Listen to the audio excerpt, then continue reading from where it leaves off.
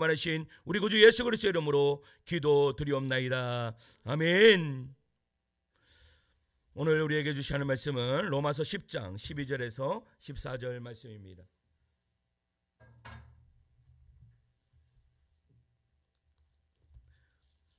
로마서 10장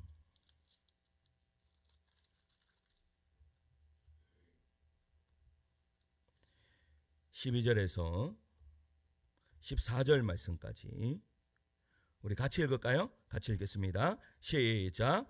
유대인이나 헬라인이나 차별이 없음이라.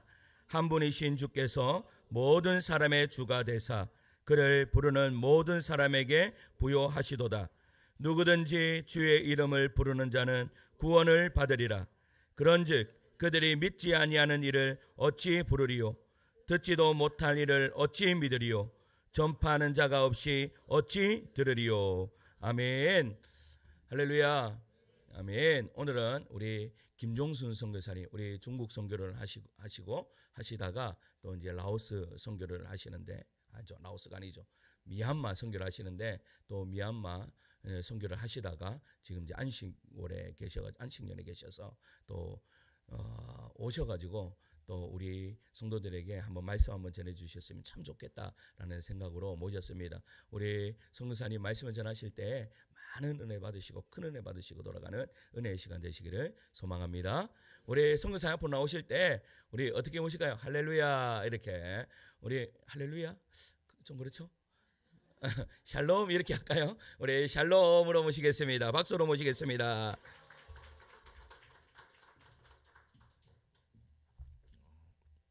네, 반갑습니다. 김종순 선교사라고 합니다.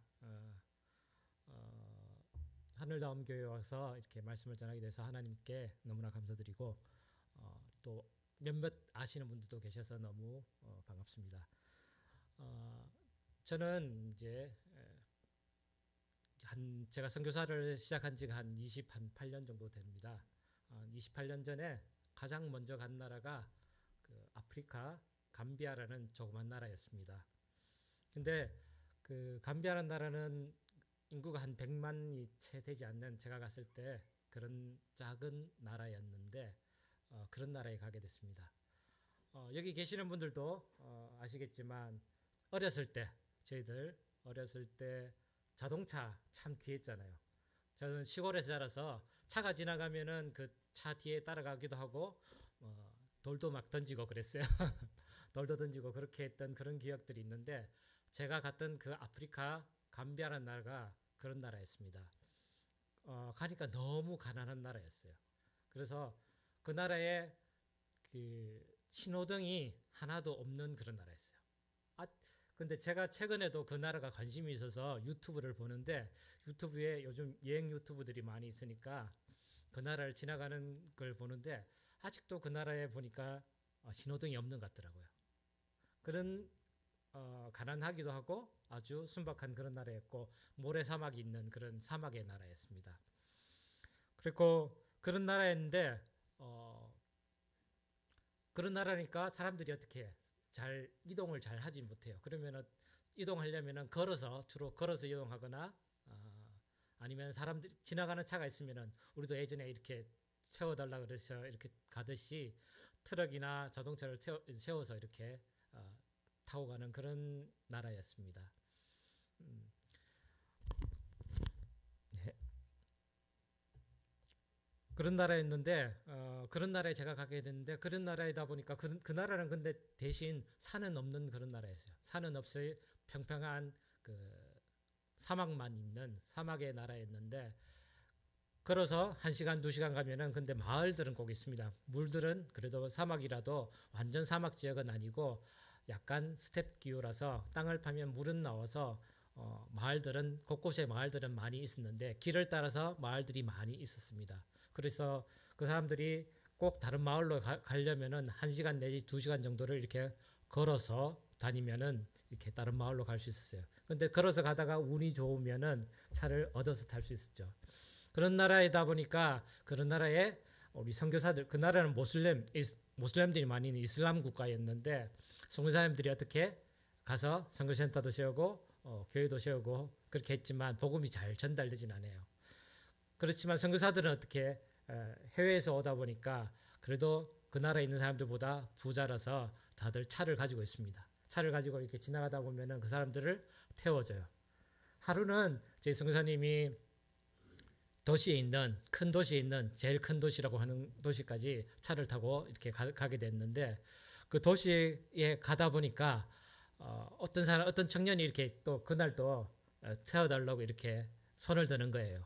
손을 드니까 그 선교사님이 그래 저 청년을 태워주면서 또 복음을 전해야 되겠다 이렇게 생각하고 그 청년을 이렇게 태워주게 됐습니다. 그 청년을 태워주면서 어디 가냐 이렇게 물으니까 그 청년이 말했습니다.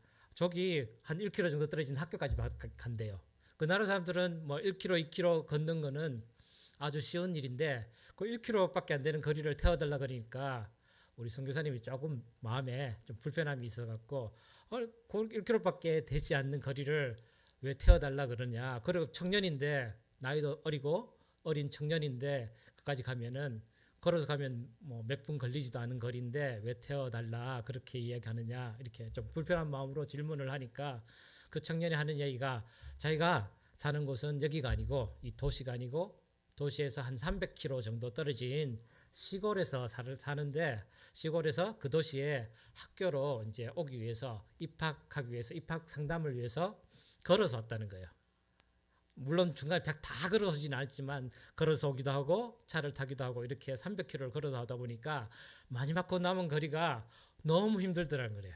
너무 힘들어서 이렇게 차를 채워서 내가 태워달라 그러니까 그래서 이렇게 태워줬습니다.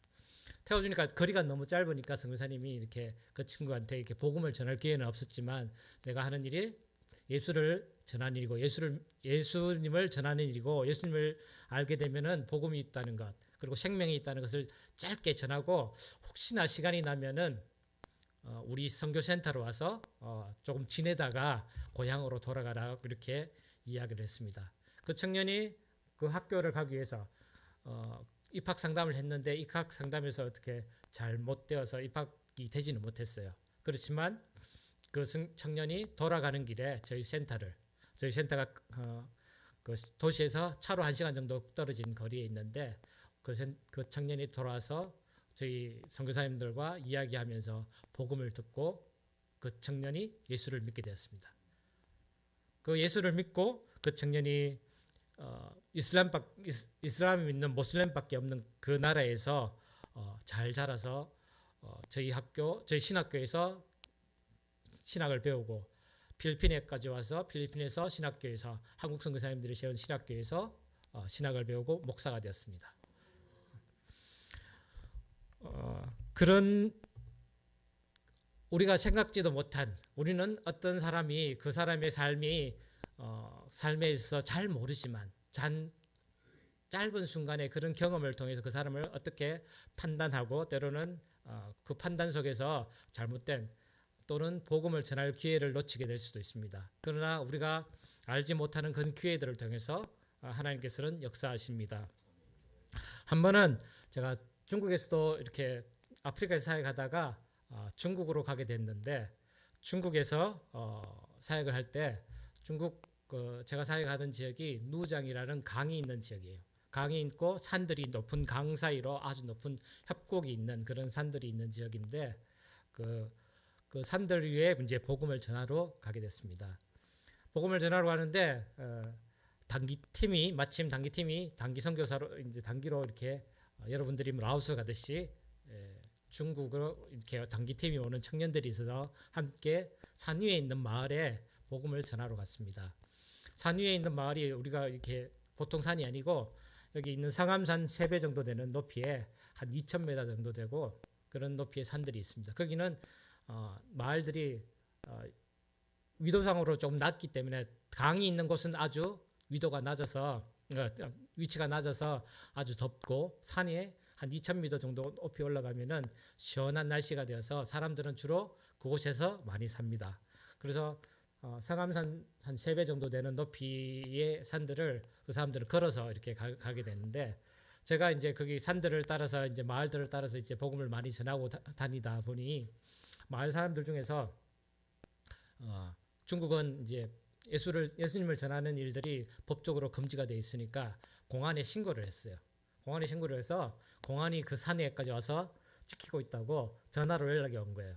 그래서 저희들은 밑에서 이제 올라가려고 단기팀하고 기다리고 있다가 전화를 받고 올라가야 되나 말아야 되나 이렇게 고민을 막 하고 있었거든요. 고민을 하고 있는 사이에 비도 오고 그 산길은 막 험하고 그래서 도저히 안 되겠다. 돌아가자. 아니면 좀 더 기다려보자 이렇게 얘기하고 있는데 그 산이 너무 높으니까 그 사람들이 기다리다가 돌아갔대요. 밤이 돼서 저녁이 되어서 저 사람도 저녁 먹어야 되고 이렇게 퇴근을 해야 되고 하니까 산 높은 곳에 있다가 퇴근을 해서 이제 돌아갔다는데 저희들은 또 그 사람들하고 안 마주치지 않기 위해서 산길을 따라서 이렇게 걸어서 올라가게 됐습니다. 한 6시간 정도 이렇게 산길을 이제 처음 오는 단기팀하고 올라가게 됐는데 그렇게 올라가다 보니까 이렇게 산길이다 보니까 공안들이 올라오는 길과 저희들이 올라가는 길이 마주치지 않아서 다행히 저희들이 갔을 때는 공안들이 다 떠나고 저희들이 가서 잘 사역을 했습니다.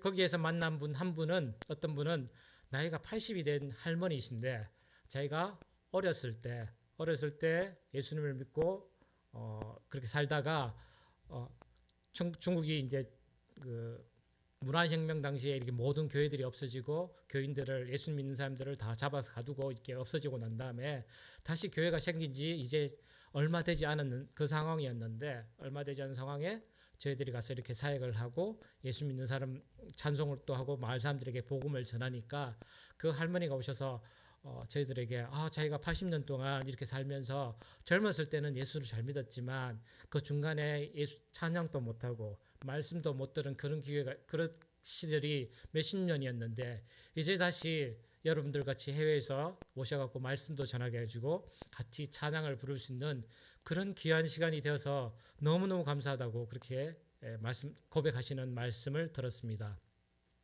저희들이 그때 기다리지 않고 되돌아갔다면 그리고 그 신고했던 그 사람들이 공안들이 저희들을 기다리지 않고 기다리고 계속 있었다면 저희들은 그 사역들을 못하고 그 할머니에게 또 그 귀한 하나님의 아름다운 좋은 복음의 말씀을 전하지 못하고 같이 하나님을 찬송하는 그런 시간들을 가지지 못했을 겁니다. 저는 그렇게 중국에서 사역을 하다가 제가 하도 중국에서 이렇게 많이 이렇게 그 시골 지역에 많이 다니다 보니까 중국 공안에도 많이 잡히기도 하고 조사도 많이 받기도 했지만 잡히기도 해서 저희가 이제 중국에 들어갈 때마다 조금씩 부담감이 좀 생겼어요. 중국에 이제 비행기를 탈 때마다 이게 불안한 마음이 막 생겨서 비행기 타는 순간부터 시작해서 너무너무 불안한 거예요. 근데 그래도 하나님께서 지켜주셔서 중국 사역을 잘 할 수 있었습니다. 근데 어쩌다 보니까 중국이 너무 강하게 이렇게 사람들을 그 선교사들을 이렇게 단속을 하다 보니까 이제 제 이름이 이제 블랙리스트에 올라가서 공항에 들어가는데 공항에서 이제 딱 체킹이 돼서 잡히게 됐습니다. 공항에 잡혀서 한 3일 정도 억류되어 있다가 추방이 됐습니다. 추방이 되어서 어디로 갈까 한국에서 이렇게 기도하고 있는 중에 제가 지금 입고 있는 복장이 지금 가 있는 나라입니다. 미얀마라는 곳입니다. 미얀마라는 곳은 제가 사역하던 중국하고 바로 옆에 있는 나라였어요. 제가 중국에서 사역하면서 중국에 있는 많은 그 제자들 길렀는데 그 사람들이 바로 옆에 있는 국경에 있는 그 산을 넘으면 바로 미얀마라는 나라예요. 우리는 지금 국경이라 그러니까 휴전선 뭐 배로 타고 건너가고 그렇게 생각하지만 그 미얀마와 중국의 국경은 산으로 되어 있어서 산만 넘으면 바로 국경이에요. 다른 나라예요. 산을 넘으면 근데 그 산이 해발 3,000m, 4,000m 되니까 산을 넘기가 힘들어서 그렇지 산만 넘으면 바로 국경이라서 국경행 지역으로 통해서 제자들을 파송해서 그 사람들이 거기에 있는 사람들에게 복음을 전하고 그 사람들에게 교회도 세우고 저희들이 가서 교회를 세운 곳이 미얀마에 있는 것이 제가 세운 곳이 하나 네 군데 5군데 정도 되는 것 같아요. 5군데 정도 되는 것 같고 그리고 다른 그 사람들이 그들 자체적으로 들어가서 이제 교회를 세우고 그렇게 사역을 했습니다. 그러다 보니까 제가 저의 마음에 미얀마라는 나라가 아주 멀리 느껴지지 않고 가까운 나라 제가 사역했던 그 민족들 그 사람들한테 다시 가자라는 그런 마음이 생겨서 중국에서 추방이 된 후에 미얀마라는 나라로 가게 됐습니다. 미얀마라는 나라는 여러분들이 요즘 많이 들으시죠. 뭐 전쟁도 있고 뭐 내전도 있고 쿠데타도 있고 그렇게 됐는데 제가 미얀마로 갔을 때 2019년 2019년이죠.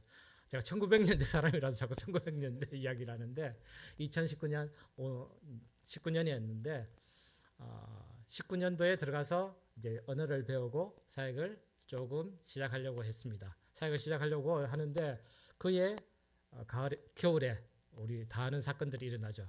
갑자기 코로나라는 그런 병이 우한에서 바이러스가 생겼다는 거예요. 중국에서 바이러스가 생겼다니까 제가 중국에 있어 보니까 너무 잘 알잖아요. 중국은 너무 통제를 잘하는 나라예요. 그러니까 그 정도 통제는 충분히 하겠지.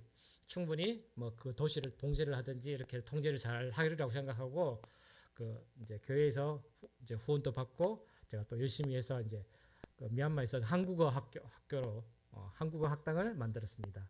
그런데 한국어 학당을 만들자마자 2월 달이 되니까 바이러스가 자꾸 퍼지기 시작해서 전 세계로 다 퍼지기 시작, 한국으로 퍼지기 시작하고 1월 달에 한국으로 퍼지기 시작하고 다른 나라로 퍼지기 시작한다는 거예요. 퍼지기 시작해서 어쩔 수 없이 제가 딱 오픈 예배를 드리고 개업 이제 거기는 선교사 비자가 없으니까 비즈니스 비자로 이제 개업 예배를 드리고 다른 선교사님들 초청하고 학생들을 많이 초청해서 이제 개업 예배를 딱 드리는 그날 딱 드리자마자 그 다음 주에 그 미얀마도 봉쇄령이 내려져서 학원을 다 문 닫게 되고 온라인으로만 수업을 하게 됐습니다. 미얀마라는 나라는 참 어떻게 보면은 불쌍한 나라예요. 많은 민족으로 이루어진 나라입니다.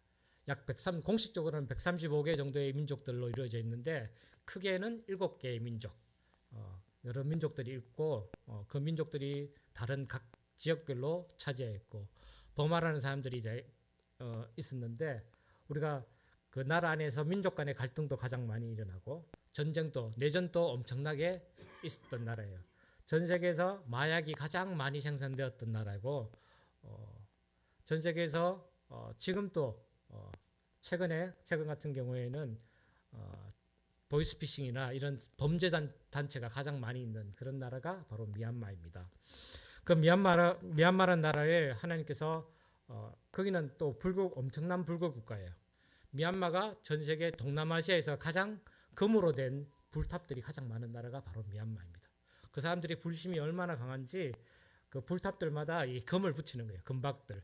우리가 교회 헌금하듯이 그 사람들은 그 절에 가면 불탑 앞에 앞에서 그 금을 팔아요. 금을 팔면 아주 얇은 금박을 가지고 가서 그 금을 이렇게 손으로 붙이는 거예요. 딱딱딱 이렇게 쳐서 붙이면 그 불탑들이 처음에는 금이 아니었다가 사람들이 붙인 금 조각에 의해서 그게 다 금탑이 되는 거예요. 그렇게 돼서 그런 아주 불심이 아주 뛰어난 그런 나라이고 미얀마는 약 5천만 명 정도 되는 우리나라하고 조금 더 비슷한 그런 인구를 가진 나라인데 5천만 명 이상 되는 그런 나라인데 청년들이 아주 많은 나라예요. 우리나라 같이 이렇게 나이가 드신 분들이 많은 사람들이 아니고 늙어가는 나라가 아니고 젊은이들이 아주 많은 그런 나라이고 청년들이 아주 많이 있는 그런 나라인데 이 나라가 워낙 60년 영국의 식민지로 있다가 보니 영국의 식민지로 오랫동안 영국 식민지로 있고 2차 세계대전이 끝난 후에 독립을 하였습니다. 독립을 한 후에 이 나라의 사람들이 내전이나 그렇게 있었지만 가장 큰 문제는 군부가 70년 동안 계속 독재를 하던 그런 나라였거든요. 군부가 독재를 하던 그런 나라에서 이 사람들이 제일 큰 필요는 자유, 민주, 그리고 자유롭게 활동할 수 있는 그런 것들이 가장 필요하였는데 국제사회가 오랫동안 압박을 가하고 그 나라 사람들이 오랫동안 투쟁해서 2015년경에 우리가 잘 아는 아웅산 수지라는 그런 사람이 이제 정권을 잡게 되고 약간 반틈 민주화가 되었습니다. 민주화가 되는 순간부터 젊은이들이나 이 사람들이 너무 이렇게 자유에 대해서 이제 맛보게 되니까 한번 사람은 그 자유를 맛보면은 다시 되돌아갈 수 없는데 그럼에도 불구하고 이렇게 이 정권을 잡은 사람들이나 권력을 잡은 사람들은 그 권력을 다시 유지하기 위해서 다시 제가 있던 코로나가 있던 그 시기에 다시 쿠데타를 일으켰어요. 쿠데타를 일으켜서 정권을 잡고 미얀마 아웅산 수지 여사를 이제 감금하고 그 민주정부에서 뽑힌 국회의원들을 다 감옥에 보내고 청년들은 시위를 하다가 처음에는 평화적으로 시위를 했는데 사람들이 군대에서 총을 쏘고 이렇게 죽이고 하니까 다 시위가 잦아지고 그 사람들이 시골로 변방으로 갔습니다. 미얀마는 조금 전에 말씀드렸다시피 7개의 그런 큰 민족이 있는 8개의 민족이 있는 나라예요. 7개의 소수민족이 있고 가장 큰 버마족이 있는 그런 나라인데 7개 있는 소수민족은 예전부터 군부가 1960년대에 군부가 독재를 할 때부터 군부와 계속 내전을 하던 나라였습니다. 그런 내전을 하던 나라이다 보니까 그 지역들로 다 도망을 가서 그 지역들에 있는 반군들이죠. 반군들이 돼서 지금은 그 반군과 정부군들이 전쟁을 하고 있는 그런 상황이 되어버렸습니다. 군대가 도시와 큰 도시들은 다 장악은 하고 있지만 변경에 있는 그런 국경 지역에 있는 그런 소도시들은 다 이제는 반군들이 장악을 하게 되었습니다. 그리고 그 반군들은 주로 이렇게 마약이라든가 거기서 나는 광산물 이런 것들을 가지고 중국과 거래를 통해서 돈을 벌어들이고 아니면 국제사회나 이런 사회에서 들어오는 이제는 군부하고 전쟁을 해야 되겠다고 생각하기 때문에 사람들이 많이 이렇게 후원들을 많이 합니다. 그 돈으로 지금 전쟁을 하고 있는 중인데 미얀마 안에 있다 보니까 지금 전쟁이 일어난 지가 벌써 만 3년이 지나고 이제 4년 차에 접어들었는데 서로 많은 군인들이 죽다 보니까 사람들이 이게 군대 젊은이들을 뽑아가려고 하는 거예요. 지금 군인들이 모자라니까 저하는 젊은 청년들을 뽑아서 지금 징병을 하고 있는 중입니다. 도시에서도 제일 큰 도시에는 사람들을 지금 뽑지 않고 있어요. 말하자면 한국으로 치면은 서울에서는 뽑지 않고 이 경산이나 뭐 광주 이런 곳에서 이제 사람들을 이제 뽑기 시작하는 거예요. 처음에는 그런 데서는 청년들이 지나가면은 뭐 오토바이 타고 가고 있으면은 잡아서 면허증 있냐 없냐, 면허증이 있을 턱이 없잖아요. 그런 데서는 그러면은 면허증 없으니까 잡아서 군대 징집 대상. 마을에서 어떤 마을에 상방동에 10명 차출 그러면 상방동에 있는 사람들 중에서 차출을 해야 되니까 우리 뭐 좀 가난한 집 청년들을 잡아가서 다른 집에서 이제 돈을 줘서 부조를 해주고 그런 식으로 지금 군대를 잡아가고 있고 저 북쪽에 있는 반군들 지역도 마찬가지입니다. 반군들 지역 같은 경우에도 이제는 군인들이 자꾸 죽어가니까 이제 예전에 가장 문제가 되었던 나이가 어린데도 군인으로 잡아가는 소년병들 그런 문제가 되는 그런 것도 있고 이렇게 나라가 혼란스럽다 보니까 청년들이 어떻게 해서든지 외국으로 나가려고 합니다. 해외로 나가려고 하는데 정부에서는 어떻게 하냐면은 갑자기 여권을 만드는 비용을 갑자기 10만 원에서 300만 원으로 올려버리는 거예요. 그러면은 돈 없는 사람들은 여권을 만들지 못해서 못 나가고 청년들은 또 어떻게 가난한 청년들은 나갈 방법이 없으니까 그렇게 군대로 잡혀가게 되고 돈 있는 사람들은 어떻게 해서든지 그렇게 나가야 되고 청년들 중에서도 여자들도 징병을 한다는 그런 소문들이 도니까 여자들도 어떻게 해서든지 한국으로 많이 나옵니다. 해외로 많이 나오고 지금 옆에 있는 태국이라는 나라에 가보시면 태국에 있는 미얀마 사람들이 적게는 300만에서 많게는 700만 정도의 인구가 태국에서 있다고 그래요. 그러니까 미얀마 사람들이 지금은 디아스포라로 전 세계로 지금 많이 흩어지고 있습니다. 지금 한국으로도 엄청난 수의 미얀마 청년들이 오고 있습니다.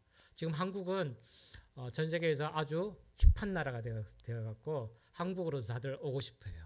청년들도 어떻게든지 한국어를 배워서 한국어를 아는 청년들도 워낙 많아서 한국으로 오고 싶어하는 청년들이 너무너무 많습니다.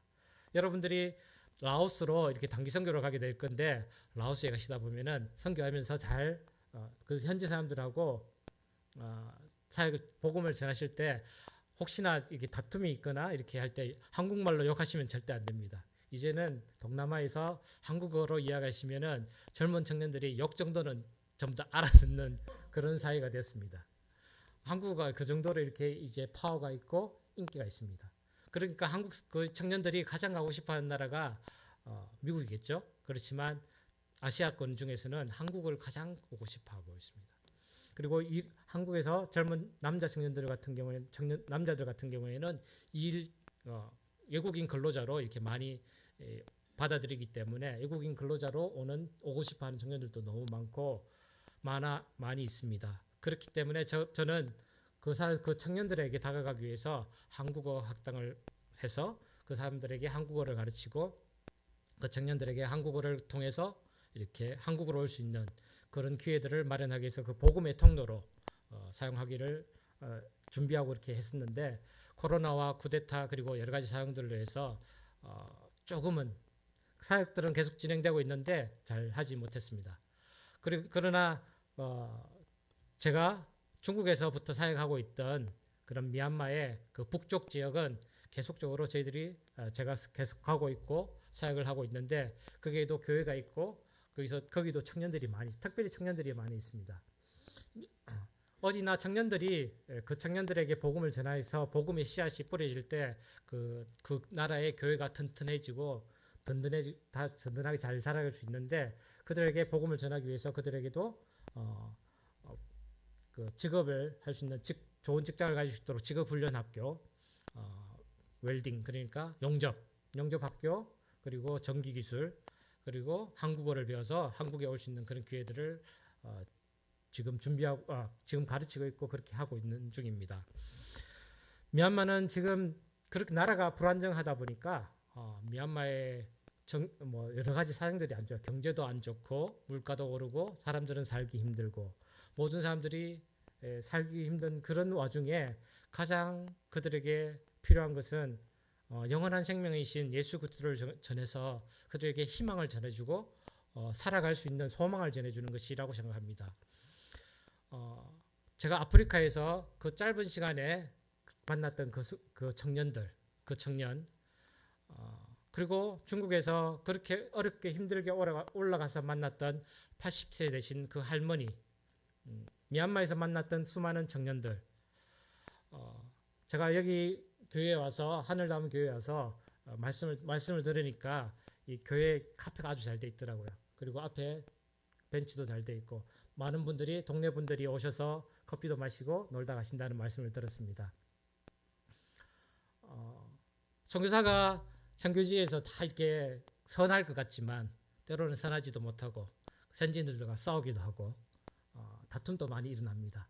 그 다툼이 일어나는 게 큰 일 때문에 다툼이 일어나는 것이 아니라 정말 100원 때문에 200원 때문에 그런 거 속이는 것 때문에 마음에 욱해서 현지인들을 하고 싸우기도 하고 그렇게 될 때가 많이 있습니다.